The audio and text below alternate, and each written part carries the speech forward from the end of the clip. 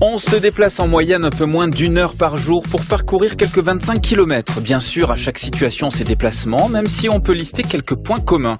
Pour aller travailler, par exemple, nous sommes 58% à utiliser la voiture pour faire moins d'1 kilomètre. En agglomération, 4 déplacements sur 10 se font en voiture pour un trajet inférieur à 3 km. Dans ce contexte, 88% des Français considèrent que la voiture est synonyme de liberté, alors qu'une large majorité d'entre eux ne voudraient surtout pas s'en passer. Mais voilà, on a un petit souci de pollution de l'air notamment, un petit souci qui a un prix estimé à 100 milliards d'euros, mais aussi et surtout qui coûte la vie à 50 000 personnes chaque année. Alors si la voiture a de sérieux atouts pour se déplacer, tout est aussi fait pour nous faire croire qu'elle est universelle, sûre et rapide. On va donc essayer de reprendre le contrôle et de remettre la voiture à sa place. Comment expliquer cette omniprésence dans la galaxie des moyens de déplacement, alors que nous sommes de plus en plus nombreux à vouloir agir pour l'environnement et pour notre santé? Est-il raisonnable d'imaginer un quotidien sans voiture? Les pouvoirs publics mettent-ils les moyens nécessaires pour développer des alternatives crédibles? Et par où commencer si on est pris par l'envie de changer ses habitudes pour se déplacer? France Inter. Des idées pour demain. Valère Correa. Se déplacer et remettre la voiture à sa place. C'est le thème de ce nouveau numéro des idées pour demain en présence d'Olivier Razemont. Vous êtes journaliste spécialisé sur les transports. Vous avez notamment écrit Le pouvoir de la pédale paru aux éditions Rue de l'Échiquier. Et Mathieu Chassigné, vous êtes chef de projet Ecobonus Mobilité à la métropole européenne de Lille. Bonjour à vous deux. Bonjour. Bonjour. Bienvenue sur France Inter. Olivier Razemont, dans une société qui va toujours plus vite, on peut raisonnablement promouvoir l'utilisation du vélo pour se déplacer. Mais évidemment. Personne ne dit qu'il faut se déplacer à vélo tout le temps et uniquement, mais par contre, aujourd'hui, manifestement, c'est un moyen de transport totalement sous-utilisé. Il y a 2 ou 3% des trajets qui sont comme ça en France tous les jours, alors que, vous venez de le dire, il y a beaucoup de trajets qui sont très courts, qui peuvent tout à fait se faire à vélo. Donc oui, évidemment, il faut continuer à promouvoir le vélo autant que possible. Et pour vous, il y a même un pouvoir de la pédale, on va en parler tout à l'heure. Mathieu Chassigné, vous mettez en place sur l'agglomération lilloise le dispositif Ecobonus. Le principe, c'est de payer les gens pour laisser leur voiture au garage. On marche pas un peu sur la tête là ? Je pense pas qu'on marche sur la tête, puisque si on veut remettre la voiture à sa place, il y a un moment donné, il faut s'adresser à la personne qui est derrière le volant, c'est-à-dire l'automobiliste. Et donc le projet consiste vraiment à s'adresser à l'automobiliste en lui proposant des alternatives et en l'incitant pour cela. Alors il faut savoir que c'est un projet qui est temporaire, sur quelques mois, on rémunère les automobilistes pendant quelques mois pour qu'ils laissent la voiture au garage, et ces quelques mois permettent de faire franchir une étape, de tester des moyens de transport un petit peu différents, et d'y prendre goût, de les intégrer à ses habitudes quotidiennes. Je pense que là où on marche sur la tête, en fait, c'est quand on veut traiter les problèmes de congestion en travaillant uniquement sur l'offre, sur les infrastructures, en augmentant continuellement les infrastructures, soit par un élargissement des routes, soit par la construction de nouvelles routes, ce qui coûte très cher. En euros, ça coûte très cher. D'un point de vue écologique, ça coûte très cher. Et on voit que ça marche pas du tout, puisque les villes qui en font le plus pour la voiture, c'est également celles qui ont le plus de problèmes. Il suffit de regarder, par exemple, des villes comme Los Angeles ou Atlanta, où ces deux villes sont traversées par des autoroutes qui ont parfois 2x7, 2x8 voies. Et pourtant, c'est les villes qui sont les plus congestionnées au monde. Et il y aura sans doute d'autres idées reçues à démonter dans ce nouveau numéro des idées pour demain, dans lequel on va voir s'il est possible de se déplacer en remettant la voiture à sa place. Jane sur France Inter. France Inter. Les idées deviennent à une vitesse. Valère Correa. Des idées pour demain. Se déplacer et remettre la voiture à sa place, c'est le thème de cette émission, en présence de Mathieu Chassigné, chef de projet Ecobonus Mobilité à la métropole européenne de Lille, et Olivier Razemont, journaliste spécialisé sur les transports. Vous avez notamment écrit Le pouvoir de la pédale. Olivier Razemont, on se déplace comment et pour aller où aujourd'hui en France ? Alors, on se déplace essentiellement en voiture. Effectivement, 70% des déplacements pour le travail se font en voiture. 45% de ces déplacements de moins de 5 km se font en voiture. Même 19% de déplacements de moins de 2 km. C'est la même chose d'ailleurs en 2 roues motorisées. C'est à peu près les mêmes proportions. On se déplace 3,8 fois par jour. Tout confondu, y compris quand on va simplement en bas de chez soi faire un petit achat. C'est un nombre de déplacements qui n'a pas tellement évolué dans le temps. On s'est toujours déplacé plus ou moins 3 ou 4 fois par jour. Ça n'a pas tellement changé. Par contre, ce qui a beaucoup changé dans le temps depuis une centaine d'années, c'est la manière, c'est l'utilisation, le moyen de transport qu'on choisit. Et effectivement, aujourd'hui, c'est beaucoup plus la voiture qu'auparavant. Il y a 100 ans, C'était déjà beaucoup plus le vélo, par exemple, et c'était aussi la marche, c'était un tout petit peu encore le cheval, et maintenant c'est devenu beaucoup la voiture, et ça a tendance à diminuer cette prédominance de la voiture dans les grandes villes. Par contre, ça continue à augmenter dans le reste du territoire, et notamment dans les régions rurales. Et quelles sont les conséquences alors de cette habitude du tout voiture? Mais il n'y a pas que la pollution. On se focalise sur la pollution. D'ailleurs, ça c'est amusant parce qu'il y a une dizaine d'années, tout le monde se focalisait sur le gaz carbonique, le CO2, le réchauffement climatique, qui sont tout à fait des réalités évidemment existantes encore aujourd'hui. Mais il n'y a pas seulement la pollution. Il y a tout simplement une épidémie de sédentarité aujourd'hui en France. La Fédération française de cardiologie explique que les enfants d'aujourd'hui ont perdu 25% de leur capacité cardiovasculaire par rapport à il y a 40 ans. 25%. Ils ont un quart de cœur en moins, si on peut dire. Et ce sera à cause de la voiture? Pas seulement. C'est à cause des écrans, mais c'est aussi parce que on les emmène systématiquement en voiture, on leur fait pas, on oublie de les mettre un petit peu en risque, de les faire bouger, et donc on a également cette conséquence-là. Et puis il y a d'autres conséquences. Une des conséquences de la voiture, c'est l'étalement urbain. On raisonne en temps, on raisonne pas en kilomètres, et donc on va toujours plus loin pour tout. Et on a tendance à imaginer à l'échelle, par exemple, d'une ville de 50 000 habitants, qu'on peut facilement travailler au nord, habiter au sud, ça pose aucune difficulté, alors qu'on n'aurait sans doute pas fait ça si on avait d'autres moyens de transport. Oui, Mathieu Chassigné, les conséquences de cette prédominance de la voiture, elles se retrouvent donc sur l'environnement, la santé, mais même plus largement. Alors je pense qu'il y a aussi une conséquence importante, c'est l'occupation d'espace en ville. En ville, l'espace est rare et la voiture prend beaucoup d'espace. Une voiture, c'est quelque chose comme 10 mètres carrés d'emprise au sol et qui passe la plupart de son temps immobile, donc il faut bien stocker un endroit. Et nos villes sont trop denses pour que chacun puisse stocker 10 mètres carrés d'espace sur la voirie. Donc ça, c'est les inconvénients de la voiture dont on parle. Après, moi, je préfère parler des avantages des autres moyens de transport, et il y en a beaucoup, notamment sur la santé.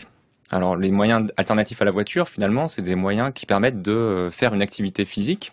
On peut penser à la marche à pied, au vélo, mais également au transport collectif, puisque quand on se déplace en transport collectif, il y a toujours un maillon qui se fait en marche à pied. L'OMS, l'Organisation mondiale de la santé, préconise de faire 30 minutes d'activité physique d'intensité modérée par jour, ce qui correspond justement à la marche à pied, au vélo ou à certaines tâches ménagères. Et on voit bien que quelqu'un qui ferait absolument tous ses déplacements en voiture, n'a que très peu de chances d'atteindre cet objectif. Donc finalement, les avantages sont bien ceux-là, et ça peut se décliner à différentes échelles. Pour l'individu, c'est des années de vie de gagner. Pour l'entreprise, finalement, c'est des salariés en meilleure santé qui vont être moins souvent absents. In fine, c'est plus de productivité de l'entreprise. D'ailleurs, même le MEDEF le dit. Ils ont publié récemment une étude qui dit qu'une entreprise qui favorise la pratique d'une activité physique parmi ses salariés voit sa productivité augmenter de 6 à 9%. Donc, c'est des chiffres qui sont vraiment très importants. Voilà, c'est merveilleux. Le président du MEDEF d'ailleurs fait du vélo lui-même.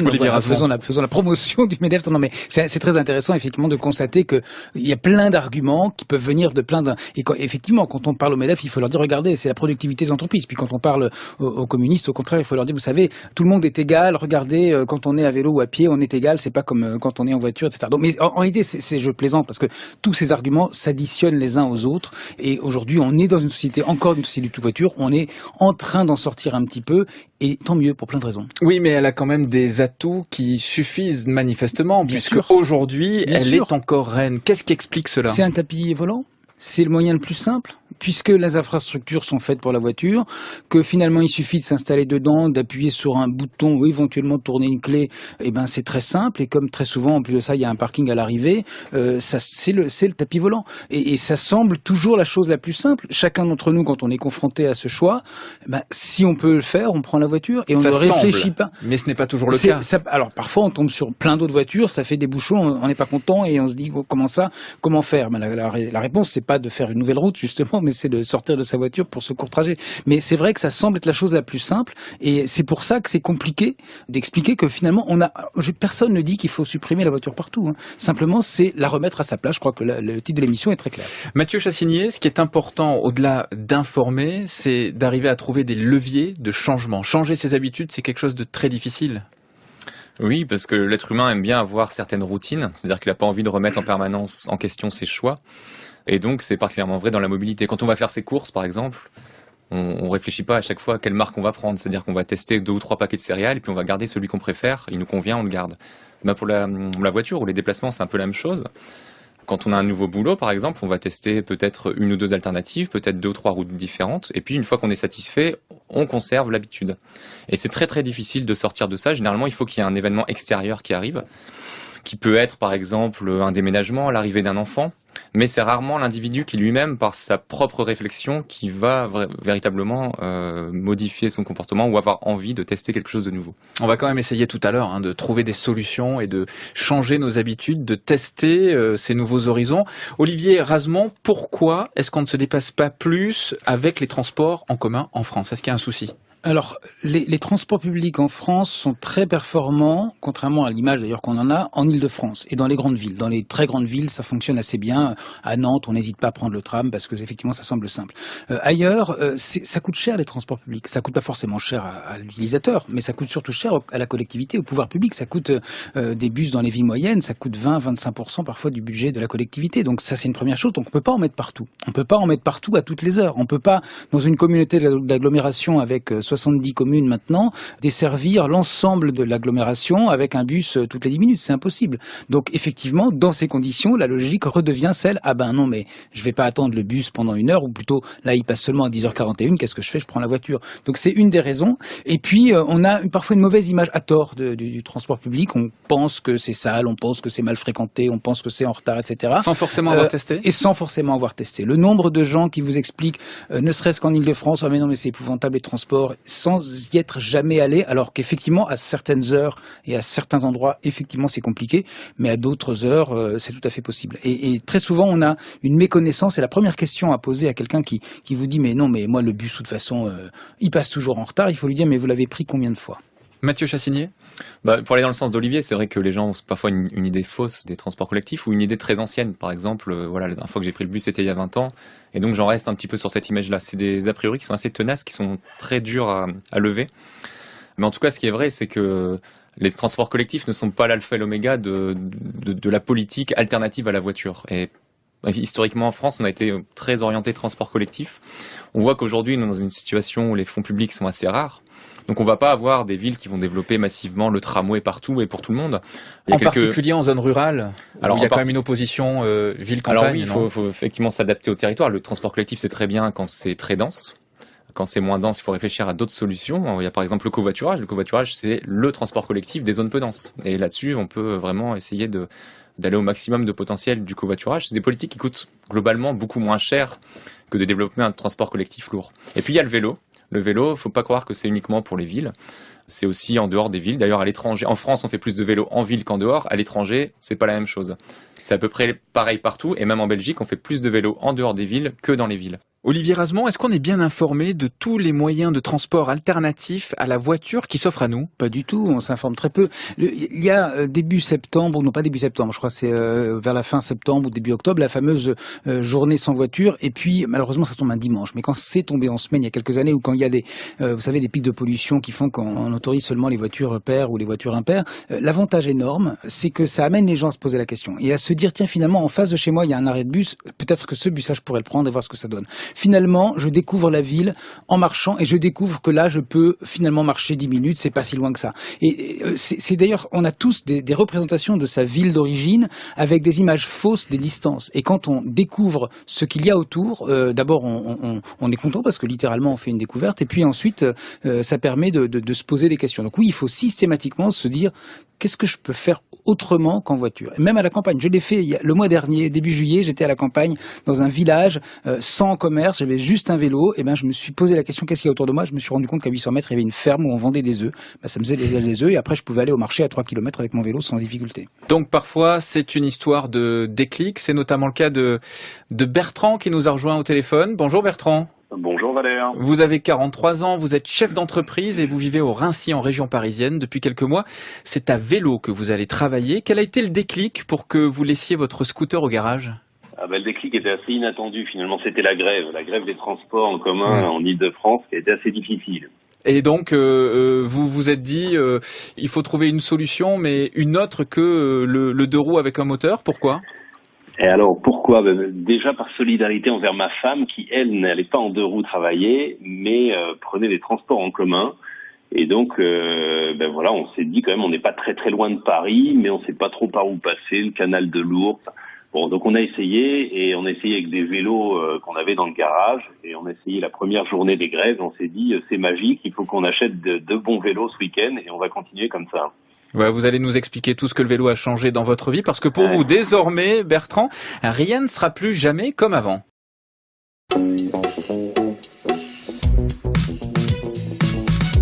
Se déplacer et remettre la voiture à sa place, c'est le thème de cette émission avec Mathieu Chassinier, chef de projet Ecobonus Mobilité à la métropole européenne de Lille.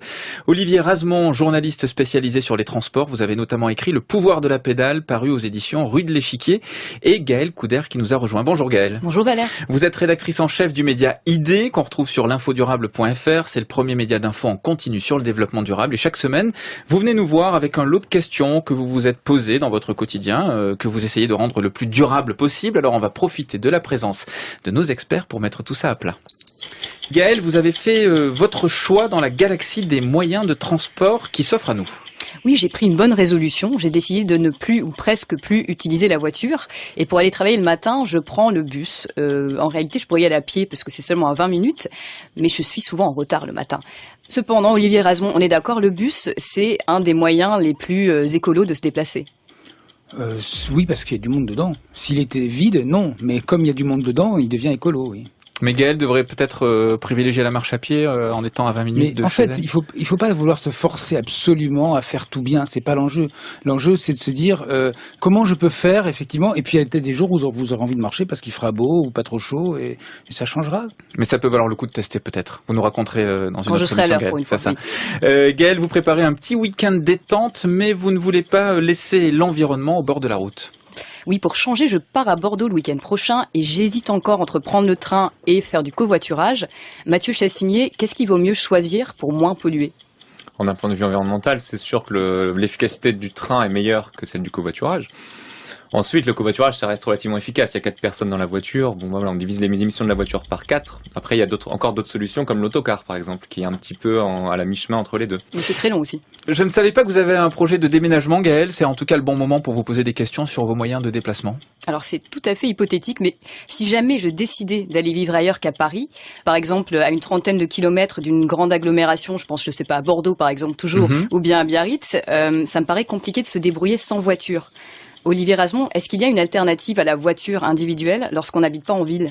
Alors, ça dépend de la définition qu'on donne à ville et à campagne, parce que souvent on croit qu'il y a une opposition entre les deux. En fait, il y a des endroits qui peuvent être considérés comme étant la ville par des gens qui habitent la campagne, et comme étant le même endroit étant considéré comme la campagne par des gens qui habitent en ville. Donc ça, c'est une première chose. Deuxième chose, il faut quand même se vous poser cette question, ma chère Gaëlle, de savoir si vous déménagez, vous allez travailler où ? Vous allez faire quoi ? Vos enfants vont éventuellement, le cas échéant, aller à l'école à quel endroit ? Il faut se poser d'abord cette question avant de se dire, tiens, j'ai envie d'habiter où on veut, comme je veux. Peut-être que le mode de déplacement est à prendre en compte. Quand on décide effectivement de déménager, on pense au prix du mètre carré, on pense au prix du logement, mais on devrait y intégrer également le prix du transport. Et non seulement le prix en euros, mais également le coût en matière de temps passé, en matière d'externalités négatives, comme on dit, et le risque, c'est qu'on se retrouve. Et d'ailleurs, c'est pour ça que la voiture individuelle pose aussi beaucoup de problèmes, c'est parce qu'elle permet en apparence à tout le monde de faire absolument comme il veut, et donc avec les conséquences qui est la dispersion finalement de la population sur un territoire assez vaste et des endroits qui ne sont donc plus ni la ville ni la campagne. Une question qu'on laisse souvent de côté quand on a un projet de voyage, et pourtant, c'est quel moyen de transport choisir ? Oui, parce que comme beaucoup d'autres personnes, j'adore voyager et j'ai du mal à imaginer ne plus du tout prendre l'avion pour aller dans certaines destinations, notamment Rio, l'Asie, l'Australie. Mathieu Chassinier, faut-il arrêter de voyager ? Alors non, il ne faut pas arrêter de voyager. Ensuite, il y a certaines bonnes pratiques qui peuvent être mises en avant. Par exemple, on voit que la tendance, c'est de faire des voyages plus courts, mais d'en faire plus souvent dans l'année. Donc peut-être qu'on peut un petit peu revenir sur ce principe-là, faire moins de voyages, mais plus longtemps, ce qui permet de rentabiliser le coût du déplacement, et y compris le coût environnemental du déplacement. Parce que le coût environnemental d'un déplacement en avion, c'est vraiment conséquent. Alors l'avion, c'est le mode de transport le plus émetteur. Prendre une place d'avion, c'est l'équivalent de faire le même trajet tout seul dans sa voiture. Donc si vous faites un Paris-Rio, par exemple, en avion, c'est l'équivalent de si vous avez pris votre voiture, si c'était possible, pour faire Paris-Rio et que vous étiez seul dans votre voiture. Ensuite, voilà, si vous prenez l'avion et que ça vous pose quelques problèmes, si vous avez des scrupules, vous pouvez toujours compenser vos émissions, c'est-à-dire payer des crédits carbone qui vont servir à financer des projets qui vont finalement réduire les émissions d'autant que ce que vous avez émis sur votre voyage. D'accord, merci. Donc j'essaierai peut-être d'aller à Bordeaux en vélo pour les prochaines vacances. Ah bah bon courage, merci Gaëlle Couder, rédactrice en chef du Média ID qu'on retrouve sur l'infodurable.fr à la semaine prochaine. Et n'oubliez pas que la version longue et enrichie de ce quiz est à retrouver sur la page de l'émission des idées pour demain, c'est sur franceinter.fr. Un bon moyen de faire le point mais sans culpabiliser. Olivier Razement, vous avez une méthode pour essayer donc de changer nos habitudes, pour se déplacer, parce que quand on parle déplacement, on a souvent l'impression qu'il y a autant de solutions que de situations. Est-ce qu'il y a quelques bases pour tous ? Alors, je crois qu'il faut vraiment se dire quelles sont les possibilités. Il y a parfois des cars scolaires qui acceptent les gens qui ne sont pas des scolaires. Il y a parfois des bus qu'on ne connaît pas. Il y a parfois tout simplement découvrir le territoire, c'est-à-dire marcher et regarder ce qui existe. Je pense qu'il faut se poser aussi la question, voir avec ses voisins. Est-ce que certains d'entre eux, finalement, vont pas au même endroit au même moment ? La solution, on est tendance à se focaliser sur les solutions individuelles. Je pense qu'il faut vraiment réfléchir aussi au niveau collectif. Les élus ont un rôle énorme à jouer dans cette affaire-là. Pas seulement les élus, mais les techniciens des agglomérations, etc., doivent se dire, bon, ok, on met un bus à tel endroit, c'est combien de personnes, ça peut avoir quel effet ? On entend très souvent cette phrase, mais non, de toute façon, moi, je vais en voiture, donc personne d'autre ne peut faire autrement. C'est quelque chose qui revient très souvent, et en particulier à propos de vélo, c'est « Ah non, mais l'an dernier, il a neigé », ou alors « Ma grand-mère, elle est impotente, donc de toute façon, personne ne peut faire du vélo pour ces deux raisons-là ». Donc là, il faut sortir de ce cas personnel et objectiver, et ne peuvent objectiver que ceux qui ont l'ensemble des éléments, c'est-à-dire effectivement, souvent les pouvoirs publics ou des cabinets de consultants. Donc, votre méthode, Olivier Razement, on commence par faire le point sur les possibilités qui s'offrent à nous. Une fois qu'on a fait le point, on fait quoi ? Il faut se faire aider par les pouvoirs publics, par des gens compétents, etc.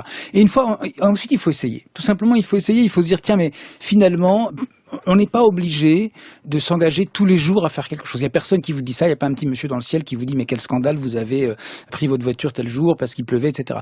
Il faut simplement se dire, je peux le faire, donc j'essaye les différents modes. Et en fait, en général, quand on essaye, un petit peu comme la dame de Lille qui découvre que finalement le bus, elle n'a pas à le garer, eh ben, c'est formidable, vous découvrez des avantages, peut-être aussi des inconvénients, mais vous découvrez des avantages auxquels vous n'aviez pas pensé. Et ensuite, ça vous donne d'autres idées, et vous avez ce réflexe-là ensuite pour d'autres trajets que vous êtes amené à faire, en particulier en vacances. On n'est pas forcément habitué aux trajets qu'on fait en vacances. Et ben finalement, on s'aperçoit que de plus en plus, quand les gens font des vacances, par exemple, souvent au bord de la plage, c'est le cas d'ailleurs en Aquitaine très souvent, ils sont dans une station balnéaire dans laquelle il y a énormément de voitures partout. Et ben qu'est-ce qu'ils font ? Ils sont venus en voiture, mais ils laissent leur voiture, ils prennent des vélos et ils vont faire leurs courses et ils vont à la plage à vélo.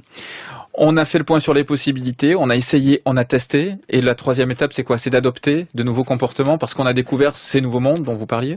Très souvent, quand on commence à se poser la question, c'est qu'on a déjà fait la moitié du chemin, en fait. Quand on commence à modifier son comportement, c'est qu'on va le faire de temps en temps. Après, il faut garder ce réflexe-là quand la situation change. Un enfant arrive, un deuxième enfant arrive, on déménage. Eh bien, il faut se reposer à chaque fois la question et ne pas tomber de nouveau dans l'écueil, dans l'ornière qui consiste à dire, de toute façon, il n'y a que la voiture qui est disponible. Et puis, il y a des cas, effectivement, il n'y a que la voiture qui est disponible, mais simplement, si on enlevait des routes, les voitures qui transportent des gens qui pourraient se faire autrement, c'est-à-dire qu'on laisse uniquement ceux qui ne peuvent pas faire autrement, il y aurait déjà énormément de trafic en moins. En deux mots, qu'est-ce qui peut nous motiver à changer nos habitudes, Olivier Razement ? Tout, la santé, l'envie d'être en bonne santé, l'envie d'être effectivement, l'idée qu'après tout c'est pas une bonne idée de toujours polluer, le fait qu'on a envie de voir le paysage. Quand on est à vélo, c'est merveilleux, on voit la ville, on voit le paysage, on est dedans. Quand on est dans le train, on peut prendre du temps pour soi, pour lire, pour faire autre chose.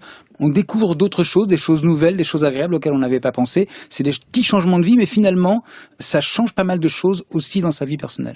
Mathieu Chassinier, du côté de Lille, vous essayez de donner un petit coup de pouce aux administrés en les incitant à laisser leur voiture au garage et vous les payez pour ça. Ça s'appelle l'éco-bonus mobilité. Ça consiste en quoi ? Oui, donc ça consiste à contacter les usagers des autoroutes les plus utilisées du territoire, notamment lors de pointe, et de leur proposer une incitation financière s'ils modifient leur comportement. Alors qu'est-ce que ça veut dire modifier leur comportement ? Il y a plusieurs niveaux. Soit j'adopte un nouveau moyen de transport. Au lieu de faire mon trajet en voiture, je le fais en TER, je le fais en transport collectif urbain, je le fais en vélo, je le fais en covoiturage. Ça peut être, je ne fais plus le trajet parce que mon entreprise me permet de faire du télétravail, donc je me mets à faire du télétravail 1 fois, 2 fois par semaine.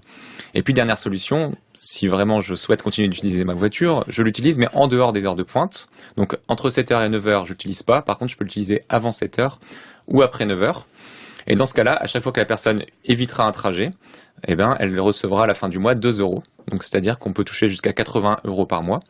C'est un projet qui est temporaire, qui est sur quelques mois, avec une logique de changement de comportement, de tester et d'adopter des nouvelles solutions pour ensuite les intégrer à ses habitudes du quotidien.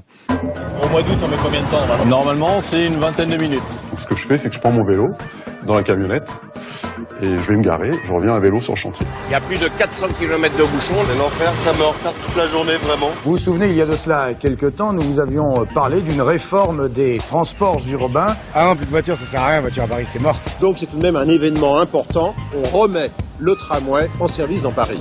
Il n'y a pas de sentiment de puissance avec un scooter électrique et comme avec la voiture électrique d'ailleurs, ça fait pas vroom. On impose les gens à faire du vélo. C'est pas la culture française, c'est hollandaise. Donc on a des vélos tout équipés, on peut y ajouter des sacoches, transporter son ordinateur, partir en costume, aller au travail, on arrive, on n'est pas essoufflé, on peut aller bosser. C'est hyper 20e siècle la voiture, c'est fini. Des idées pour demain. Cette semaine, on voit comment il est possible de se déplacer en remettant la voiture à sa place. Et Bertrand nous a rejoint. Vous avez donc 43 ans. Vous êtes chef d'entreprise. Vous habitez au Raincy, près de Paris. Vous avez adopté le vélo il y a quelques mois, suite aux grèves. On en parlait tout à l'heure. Et vous avez découvert un nouveau monde avec votre femme. C'est celui du 2 roues, c'est ça? Absolument. Du deux roues à vélo, alors. Sans moteur, donc. Vous habitez loin de votre lieu de travail? Alors, on habite chacun à peu près à 15 ou 16 kilomètres, donc c'est quand même ni près ni loin, mais suffisamment pour penser que c'était pas possible d'y aller en vélo quand même. Ouais, mais qu'est-ce que ça donne justement au quotidien pour vous organiser à vélo? Alors, ça donne des choses assez simples finalement, on met absolument toujours le même temps. Et j'ai envie de dire, moi j'étais en 2 roues motorisées jusqu'à présent, ça fait plus de 10 ans que je fais le tour du périph' 3 fois par jour. Je me suis jamais fait peur, mais j'ai bien conscience de ce danger permanent et donc ça pèse un petit peu. Et passer en vélo, ça m'a honnêtement doublé mon temps de trajet, c'est-à-dire que je passe de 20 à 40 minutes, mais ça m'a quand même simplifié la vie de mon commuting et j'ai trouvé plein de choses très très positives. Quant à ma femme, 45 minutes porte à porte avec les transports en commun et 45 minutes en vélo porte à porte aussi. Qu'est-ce que vous avez découvert alors dans ce nouveau monde du 2 roues sans moteur? Alors, qu'est-ce que j'ai découvert? C'est une très bonne question.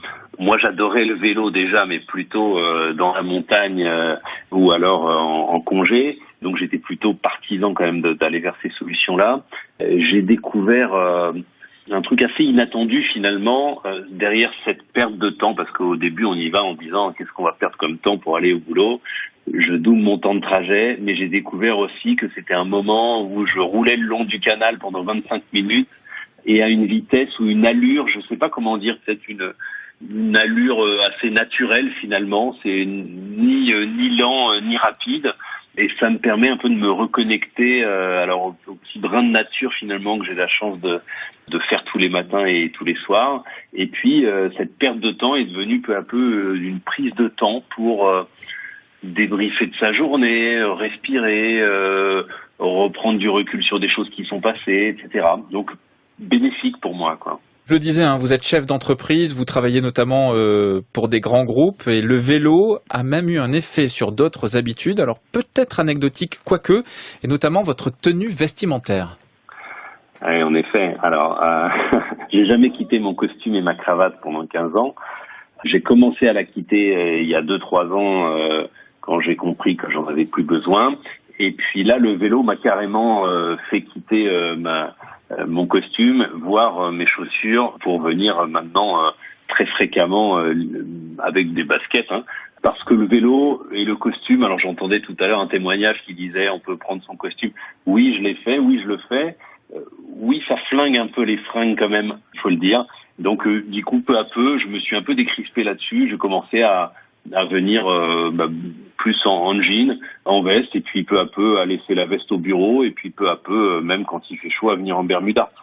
Donc finalement, ma femme, elle a pris un autre choix. Elle a une tenue quand même pour faire du vélo, et puis elle se rhabille un peu différemment quand elle arrive au bureau. Pardon. Au bureau. Bertrand, avec le recul, pourquoi vous n'avez pas fait le saut avant? C'était quoi vos blocages? Je pense que le premier blocage, il est psychologique. On a quand même l'idée reçue que, moi, tout le monde me dit, c'est difficile ce que vous faites, 32 km par jour, voire c'est courageux. Je crois que le frein, il est surtout psychologique. On a l'impression que 16 km ou 30 km, c'est long, c'est loin. Je pense qu'il faut dépasser ça, il faut essayer. On croit qu'on perd du temps aussi. Bon, ce qui m'a pas fait passer, je pense que ces grèves finalement, c'est pas la première fois non plus. On habite Paris depuis un certain moment, donc il faut trouver d'autres solutions. Moi, j'étais déjà passé aux 2 roues il y a plus de 10 ans. Mais là, même le 2 roues, je trouve que c'est compliqué. Enfin, Paris est une ville compliquée en termes de mobilité. Donc finalement, on a pensé au vélo et le fait d'essayer de le faire, on est quand même basculé sur des vélos électriques ou assistance électrique. Mais bon, non, on pourra en reparler. C'est pas nécessairement comme on croit, on appuie sur un bouton et ça avance tout seul. Il faut quand même un petit peu aider. En tout cas, vous confirmez, vous êtes la preuve par l'exemple que la méthode d'Olivier Razement sur les différentes étapes pour se désintoxiquer de la routine, ça passe par tester effectivement. Merci Bertrand d'avoir partagé votre expérience au micro d'Inter. Vous avez d'ailleurs peut-être déjà entendu parler d'Ecov. Ecov propose de faire de nos voitures un moyen de transport collectif. Et bien Thomas Matagne, le cofondateur de la start-up, sera dans ce studio pour nous présenter ce service et nous dire en quoi il peut être une alternative crédible au quotidien dans 3 minutes. Des idées pour demain. Demain tout ira mieux. Valère Correa sur France Inter. Bonjour Thomas Matagne. Bonjour. Vous êtes président et cofondateur d'Ecov. Qu'est-ce que c'est Ecov ? Alors Ecov, on cherche à faire de la voiture un transport collectif, donc on fait du covoiturage pour les trajets du quotidien dans les territoires périurbains et ruraux. Et pour ça, en fait, on déploie des arrêts de covoiturage connectés qui dessinent des lignes de covoiturage. Oh là, alors attendez, des arrêts de covoiturage connectés qui dessinent des lignes, c'est très compliqué. Non, c'est très simple. En tout cas, pour l'amateur que je suis, comment ça marche pour l'utilisateur ? Alors c'est justement pour ça qu'on fait ça. Ça semble compliqué, mais c'est pour simplifier à l'extrême pour l'utilisateur. Concrètement, le passager, il va à la station de covoiturage, à l'arrêt, comme si c'était un transport collectif, un bus, un arrêt de bus. Il fait sa demande de covoiturage. Celle-ci est diffusée par des moyens connectés, l'application smartphone, du SMS par exemple, mais aussi affichée physiquement avec des panneaux lumineux en bord de voirie, comme les panneaux qui indiquent bouchon à 5 km. Ce qui fait que tous les conducteurs qui passent au bon endroit, le flux de conducteurs, a l'information, qu'ils soient connectés ou pas. Et en fait, statistiquement, on a des conducteurs qui s'arrêtent, qui prennent le passager en partant, et le système gère le partage de frais, la sécurité, ce qui fait qu'on dessine vraiment des lignes de covoiturage avec une fréquence élevée, donc comparable à un bus à haut niveau de service, à un métro, dans des endroits qui sont très peu denses, de telle sorte que le passager peut partir un peu quand il veut et que le conducteur reste libre de se déplacer. Donc ça veut dire qu'on est dans sa voiture, on voit ce panneau de signalisation, tiens ici, il y a quelqu'un qui cherche à aller à tel endroit ou à faire tel trajet ? C'est ça, on indique la destination et donc le conducteur il sait s'il va dans la bonne direction ou pas, il sait s'il est de bonne humeur ou pas, s'il a le temps ou pas, il est libre, il s'arrête ou pas, et puis de toute façon si lui ne s'arrête pas, quelqu'un d'autre, 3 voitures, 5 voitures plus loin va s'arrêter. Qu'est-ce qui motive les gens à se tourner vers votre service ? Il n'y a pas des transports en commun pour faire ça ? Alors on est dans un territoire où il n'y en a pas forcément beaucoup, donc on arrive vraiment en complémentarité. Ce qui intéresse les gens, il y a plein de facteurs. D'abord il y a du côté des passagers, c'est beaucoup des gens qui sont en situation de précarité de mobilité, qui n'ont pas vraiment de moyens de se déplacer, et donc qui trouvent une solution pour se déplacer. Côté conducteur, on a une population très large, avec des motivations très diverses, mais globalement, ce qui les fait participer, c'est d'une part la praticité. C'est extrêmement simple et il n'y a pas de fracture numérique. Tout le monde peut participer. C'est pas parce que vous n'utilisez pas un smartphone que vous n'avez pas envie de covoiturer. Donc il y a une différence majeure. Ensuite, parce que il y a une volonté de solidarité. Et en fait, les sièges libres qui sont dans ces véhicules deviennent une absurdité. Et tout le monde commence à se rendre compte qu'en fait, c'est dommage d'avoir ces sièges libres et de pas les partager. Donc c'est vraiment en passant, pourquoi pas, j'emmène. Puis après, il y a du partage de frais. On sait que la voiture, on en est dépendant, mais ça pèse sur le budget des ménages et l'impact environnemental. Et il faut quand même motiver une collectivité à mettre la main à la poche, parce que vous le dites, il y a des panneaux, il y a des installations, il y a de la connexion. Ça coûte cher à une collectivité ? Alors en fait, on est sur un nouveau type de service public, un service public citoyen qui est coproduit par les gens, donc ça coûte moins cher que les services publics conventionnels dont on parlait tout à l'heure, qui sont plutôt du bus ou des services encore plus lourds, qui sont pertinents dans les zones denses, mais qui le sont moins dans des zones qui ne sont pas suffisamment denses. Et donc pour la collectivité, il y a une intervention, puisqu'il n'y a pas de rentabilité purement privée, mais comme elle le ferait pour les autres moyens de transport, le monde du transport est un monde largement porté par l'action publique. Dans cette émission, on essaye de voir comment se déplacer en remettant la voiture à sa place. Thomas Matagne, avec Ecov, vous n'avez pas un peu le sentiment de nourrir le tout-voiture, justement ? Alors non, justement, ce dont on veut sortir, c'est de la voiture individuelle, solo, une voiture qui est bien remplie, c'est une voiture qui est efficace.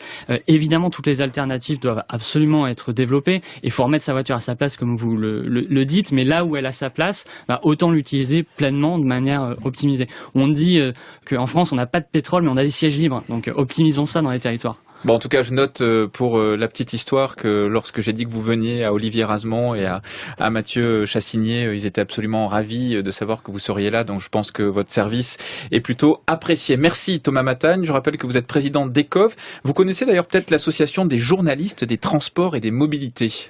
Un petit peu. Un petit peu. Elle est présidée par une autre de nos invités qui vient de nous rejoindre. Bonjour Camille Solos. Bonjour. Vous êtes donc journaliste indépendante, spécialisée sur les questions de transport et vous avez sélectionné 3 solutions qui pourraient nous permettre de nous déplacer de façon plus écolo. Et la première ne produit pas de CO2 du tout quand on l'utilise. Oui, effectivement. Donc, je vais vous parler vélo à assistance électrique, dit aussi VAE. Ça peut être une solution pour beaucoup de déplacements. Olivier Razemont l'a dit tout à l'heure. La moitié des déplacements faits en voiture font moins de 5 km. Une distance largement faisable en vélo.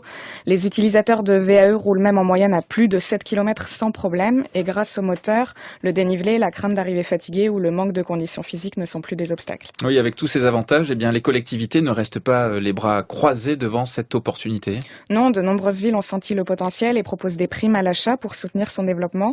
À Paris, elle peut atteindre 400 €. Dans la métropole de Toulon, 250.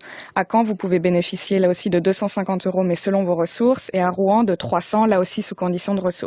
Sachant qu'en moyenne, un VAE, c'est autour de 1 000 €. Mmh. C'est vraiment l'une des solutions les plus efficaces pour réduire l'empreinte écologique de ces déplacements.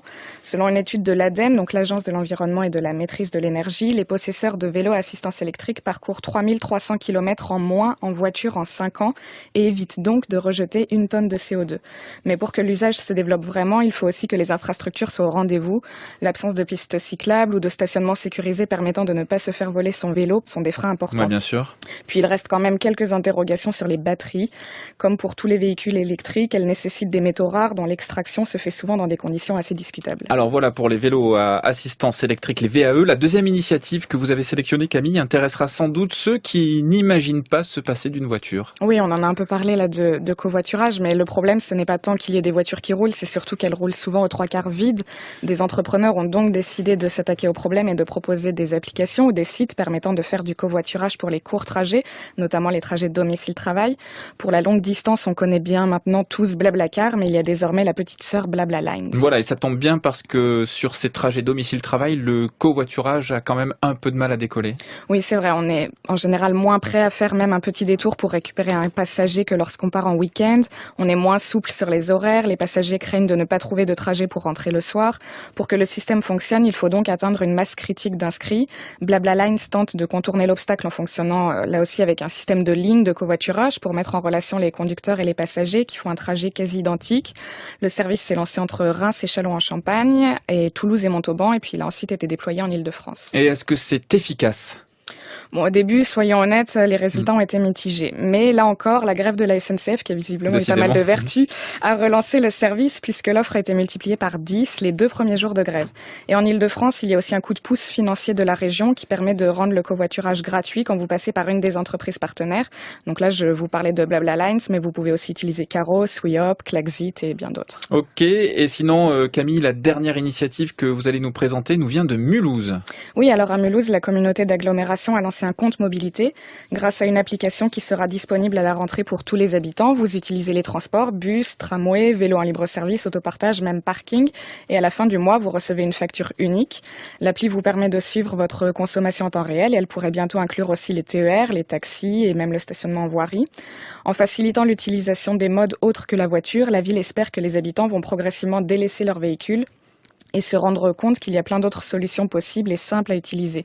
En revanche, pour l'instant, même si la facture est unique, les abonnements restent différents, mais c'est une première étape vers un abonnement de mobilité unique. Oui, et ce type d'abonnement, mais alors de façon sur un dispositif bien plus évolué, existe déjà ailleurs. Oui, alors là-dessus, c'est les Scandinaves qui sont les pionniers.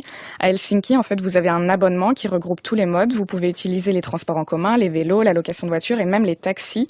L'abonnement avec tous les trajets illimités coûte 499 € par mois. Pas donné. Alors, dit comme ça, ouais, ça peut paraître très cher, mais ceux qui l'utilisent n'ont plus besoin de voiture et l'objectif est de ne même plus en posséder. On a tendance à le sous-estimer, mais il faut savoir qu'en France, une voiture coûte environ 6 000 € par an à son propriétaire. Faites le calcul ramené au mois et vous tombez sur le prix de l'abonnement illimité d'Helsinki. Eh bien voilà, CQFD comme on dit. Merci Camille Solos. Je rappelle que vous êtes journaliste indépendante spécialisée sur les questions de transport.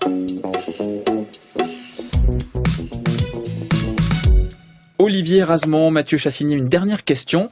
Avec les moyens politiques et financiers qu'a l'industrie automobile aujourd'hui, est-ce que vous pensez vraiment qu'on va réussir à remettre la voiture à sa place un jour, Olivier Erasmont ? Oui, bien sûr, parce que c'est une question de société. On dépasse la question économique, on dépasse les intérêts des différents lobbies. C'est vraiment une question de société, c'est une question de santé publique avant tout, et d'organisation du territoire. Donc on a tous intérêt, les gouvernants à tous les niveaux aussi, à ce qu'effectivement on utilise la voiture quand elle est vraiment indispensable, et pour tout le reste, on a tellement d'autres moyens de faire que faisons-le. Mathieu Chassigny ? J'espère vraiment qu'on y arrivera. Après, c'est vrai que le défi est difficile. Ils ont des moyens extrêmement importants, notamment des moyens publicitaires. Il faut savoir que les montants investis par les constructeurs automobiles en France pour la pub, c'est 3 milliards d'euros par an. Je crois que c'est un des premiers annonceurs. C'est un des premiers annonceurs, ce qui veut dire que pour chaque voiture vendue en France, il y a 1500 euros de publicité qui sont dedans. Dans ce que l'acheteur paye, finalement, il y a 1500 euros de pub. Et on voit qu'ils arrivent très bien à nous vendre un imaginaire de liberté autour de la voiture, même à créer des effets de mode. En ce moment, la mode, par exemple, c'est le SUV. Et à force de coûts de communication, de nous vendre ça comme vraiment un outil de liberté, ils ont réussi à passer de 5% de part de marché en 2008-2009 à 36% de part de marché aujourd'hui pour le SUV. Alors même que c'est des modèles qui sont plus gros, plus lourds, plus consommateurs que les modèles plus traditionnels. Donc ça a assez peu d'intérêt, on va dire. Et pourtant, ils arrivent à en vendre. Donc il faut espérer que les gouvernements, les ONG vont réussir à rivaliser avec tout cet imaginaire que nous proposent les constructeurs. Malheureusement, ils n'ont pas 3 milliards d'euros à dépenser en publicité. Donc il faut peut-être se concentrer, faire ça étape par étape et se concentrer sur certaines catégories de population. Je pense notamment aux enfants. C'est vraiment un enjeu, notamment la façon dont ils apprennent à se déplacer, la façon dont on les conditionne finalement pour savoir ce qu'est un mode de transport. Et une solution assez simple finalement, c'est au maximum d'aller à pied à l'école. La plupart des enfants aujourd'hui se font accompagner en voiture à l'école, c'était pas du tout comme ça il y a quelques années. Et finalement, ce que ça véhicule comme image, c'est que la voiture, c'est le moyen de transport qui est tout à fait normal, et c'est ce qu'on leur apprend depuis le plus jeune âge. Donc il serait peut-être temps de changer ça. D'autant plus que certaines études montrent que les enfants qui vont à pied à l'école sont plus concentrés en classe et ont une meilleure capacité d'apprentissage. Donc, on a tous intérêt à ce que ça se développe, et je pense que une meilleure productivité à la fin, évidemment. Exactement, toujours. Tout est question de productivité. Non, mais sans rire, je pense que vraiment c'est par là qu'il faut vraiment commencer, et ça me semble crédible.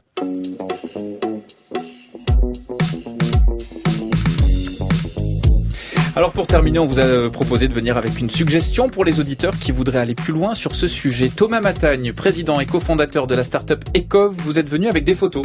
Oui, National Geographic fait un concours annuel, et les 10 photos sélectionnées ont été publiées il y a quelques semaines.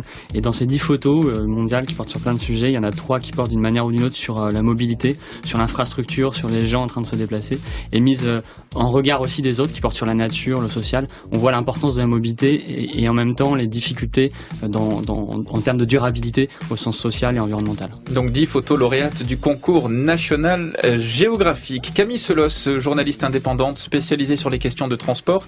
Vous nous conseillez la lecture d'un livre. Oui, sur les chemins noirs de Sylvain Tesson. Après un accident, il traverse la France à pied en empruntant seulement les sentiers qui sont en noir sur les quartiers GN. Pour lui, c'est le récit d'une guérison, mais c'est aussi la description de ces quelques endroits en France qui restent préservés de la voiture. Pour les politiques, c'est des territoires à désenclaver, mais pour Tesson, c'est des espaces de liberté où on se reconnecte avec soi-même, loin des routes fréquentées. Et je pense qu'on a tous à gagner à emprunter de temps en temps des chemins de traverse. Sur les chemins noirs, Sylvain Tesson, c'est paru chez Gallimard. Olivier Erasmont, vous êtes journaliste spécialisé sur les transports. Vous avez écrit Le pouvoir de la pédale aux éditions Rue de l'Échiquier. Qu'est-ce que vous nous conseillez ? Le film Bikes vs Cars du réalisateur suédois Fredrik Gertten, qui raconte en fait justement l'affrontement de ces lobbies et la puissance du lobby automobile, cette croyance que finalement la voiture électrique elle va tout régler, alors que quand on regarde ça ne règle rien, notamment en matière de congestion, et donc on a vraiment un état des lieux du lobbying. Et ce qui est amusant, c'est un film de 2015, mais c'est amusant quand on le regarde maintenant 3 ans plus tard, on s'aperçoit qu'il y a déjà des choses qui ont changé depuis. Mathieu Chassigny, vous êtes chef de projet Ecobonus Mobilité à la métropole européenne de Lille, et vous êtes venu avec un livre. Alors j'ai apporté le livre Le retour de la bicyclette, écrit par Frédéric Errand aux éditions La Découverte. Donc c'est une perspective historique sur le développement du vélo en tant qu'objet d'abord, puis comme système de transport qui s'est développé très rapidement au début du XXe siècle jusqu'à atteindre un certain âge d'or entre 1930 et 1960. Puis ensuite la voiture est arrivée. Le vélo a décliné dans tous les pays européens et certains ont réussi à relancer la machine avant d'autres, notamment les Pays-Bas et le Danemark qui sont aujourd'hui les pays les plus avancés sur ce sujet. En France, on a pris une vingtaine d'années de retard. Mais on pourrait suivre cette trajectoire-là et relancer véritablement le vélo comme moyen de déplacement populaire et fortement répandu. C'est le retour de la bicyclette de Frédéric Errand aux éditions La Découverte. Donc merci à tous d'avoir accepté de participer à cette émission des idées pour demain. C'est tous les samedis à 16h et en podcast.